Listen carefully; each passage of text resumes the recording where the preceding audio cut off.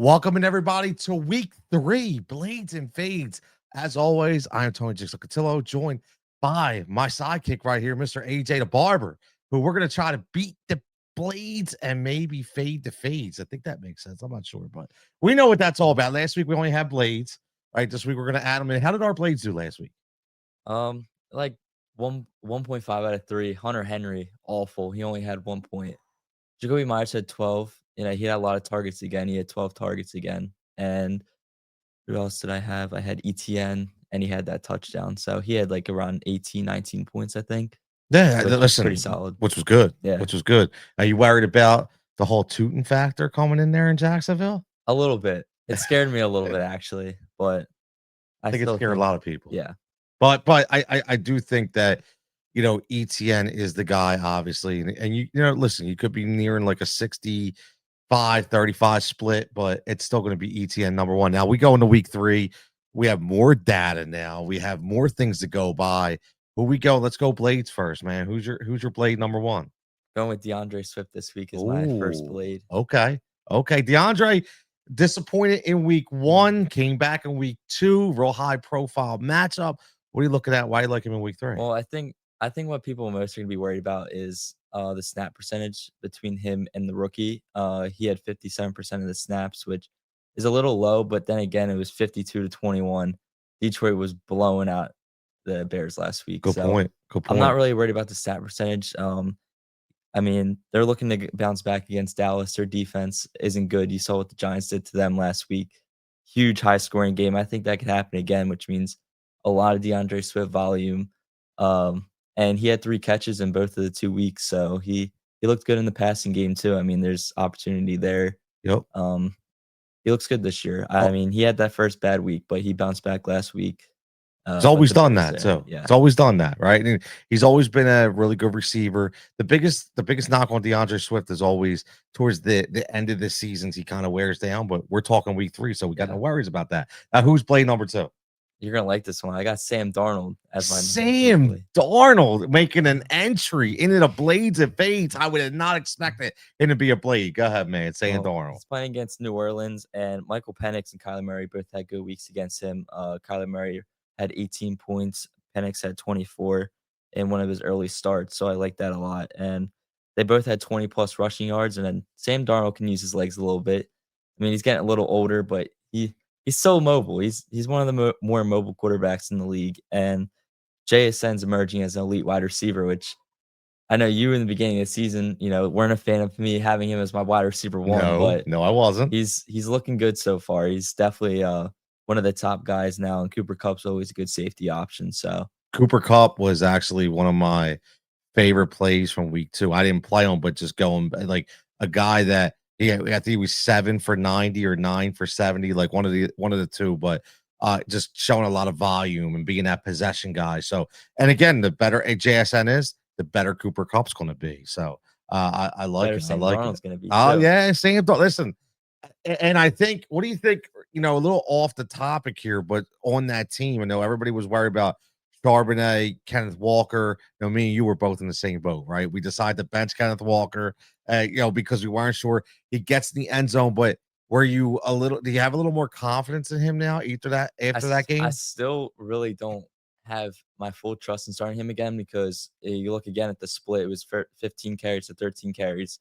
Even though Charbonnet only had 10 yards, he still had more carries. So Yep. Kenneth Walker's gonna be one of those guys that he has to do good and get a lot of yards and get touchdowns to be a good, efficient fantasy play.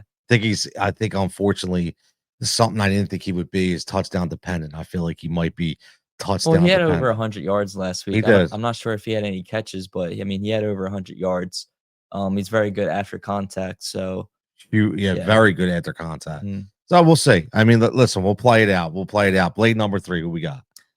Terry McLaurin, Scary I Terry. actually have not started him at all in any of my leagues yet. I have him in the one league, but I like his matchup this week.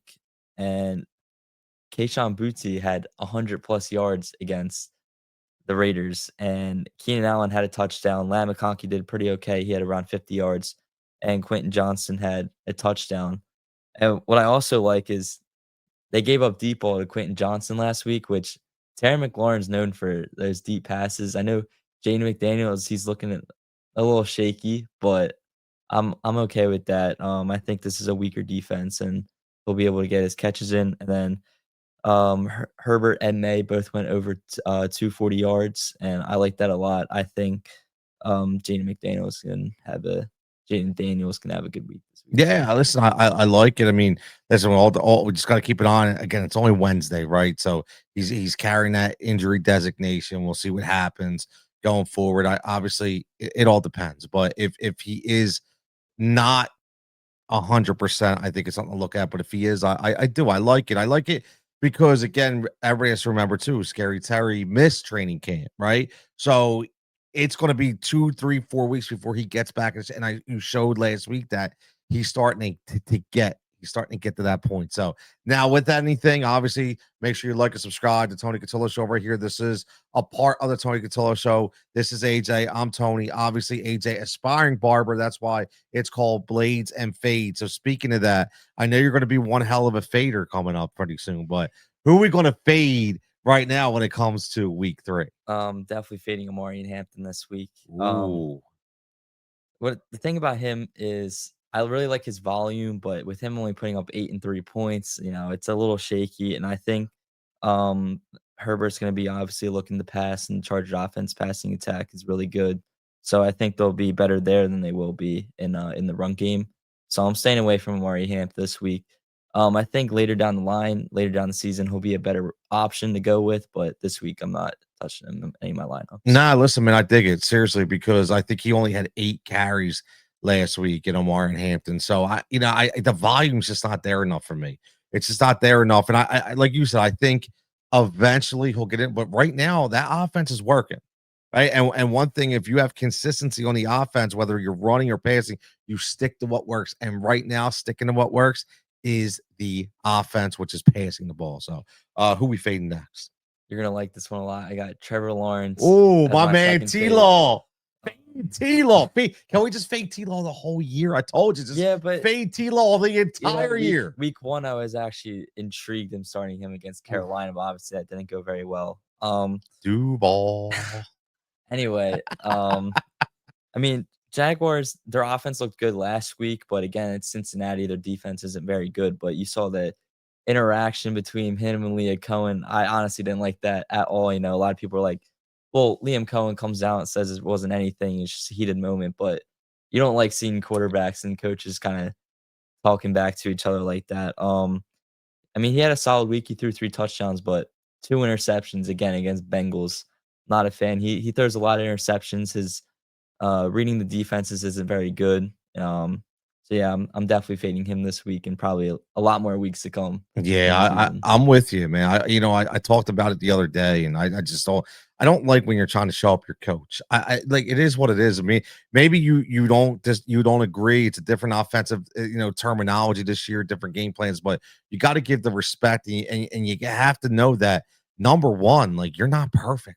You're Trevor Lawrence. Like at the end of the day, you're Trevor Lawrence. Like let that sink in. You're Trevor friggin' I think he's Lawrence, hanging right? on to his glory days in college a little Yeah, bit. exactly. I'm not digging it. I'm But not digging it. yeah, I mean, also they're playing against Houston this week, and both the games they played against Houston, he'd even surpassed 200 yards, and their defense changed a little bit, but not a lot to where it would be much of a difference this game. Yeah, I like it. I do. I like the call a lot. Definitely. I mean, I'm fading them all year, but for people who have T-Law, if they want to fade them Yeah. this week, I'm listening. So who we close now on fade number 3? I'm going with T. Higgins here. Ooh, you're a T Higgins. I was a big T. You're a Higgins T supporter. I'm a Higgins big T. Higgins truther, fan. man. Yeah. Oh boy, this is a Um, big one for you. well, against Minnesota's only let up 11 and a half points within its first 2 weeks average to wide receivers. So a little shaky there. I'm not really liking it that much. And also with Jake Browning, he's only averaged around 11 points compared to Joe Burrow. He averaged 13 points. And obviously Jamar Chase dips in production a little bit with Jake Browning too. So Bengals offense is honestly regressing as a whole. And he's one of the big parts of that offense. So I don't really like that very much. I like it, man. Listen, number one, you're always going to get your number one involved, right? And no matter who you are, Jake Browning does have chemistry at least for a little bit, right? He's been on the team for a little while. But I think the biggest recipient of Jake Browning is going to be the tight ends and the running backs because they're going to be the hot reads, right? They're gonna, so I agree. It's going to kind of limit the volume that a guy like T Higgins gets, man. So let's run back down real fast. We go. Don't no explanation. Three blades. Who we got? I got DeAndre Swift, Sam Darnold, and Terry McLaurin. And we're fading who? Amarian Hampton, Trevor Lawrence, and T. Higgins. There you go, man. I like it. I like it. Another week in the books. It's week 3. Blades and fades. You got Tony Jackson Cotillo. You got my man AJ the Barber right here, cutting it up from blades and fades. We're going to see how week 3 goes. Listen, he was 50-50. On, 50-50, right in the middle, 1.5, 1.5. You want to do the over and under. It's up to you. But we'll be back next week to see how he did and a little more blades and fades in week 4. What do you think? Sounds good. I'm ready for it. All right, everybody stay safe, stay healthy. We'll catch you back here next time.